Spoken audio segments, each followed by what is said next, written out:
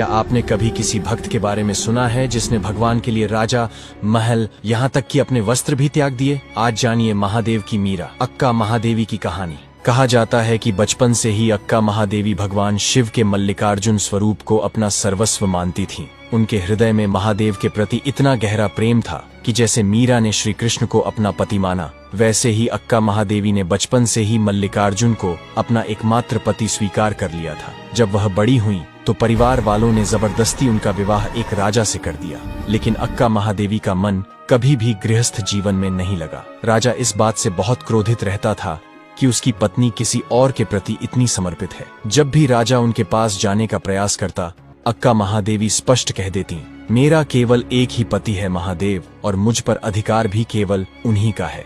और दिन ऐसे ही बीतते रहे। एक दिन राजा क्रोध में आ गया और भरी सभा में अक्का महादेवी का अपमान करते हुए बोला, अगर तुम मेरी नहीं हो तो ये सारे सुख साधन जिनका तुम भोग कर रही हो, ये सब मेरे हैं, इन सब का त्याग कर दो। अक्का महादेवी ने शांत स्वर में कहा, आज से मैं इन सभी सुख साधनों का त्याग करती हूँ। उन्होंने अपने आभूषण उतार के नीचे रख दिए। तब राजा ने कहा, ये वस्त्र भी मेरे हैं। यह सुनते ही अक्का महादेवी ने उसी क्षण वस्त्रों का भी त्याग कर दिया, अपने केशों से स्वयं को ढक लिया और वहां से निकल पड़ी। इसके बाद उन्होंने जंगलों में भटक कर तपस्या की और अंततः श्रीशैलम पहुंची। वहीं मल्लिकार्जुन ज्योतिर्लिंग के पास एक गुफा में रहकर उन्होंने कठोर साधना की।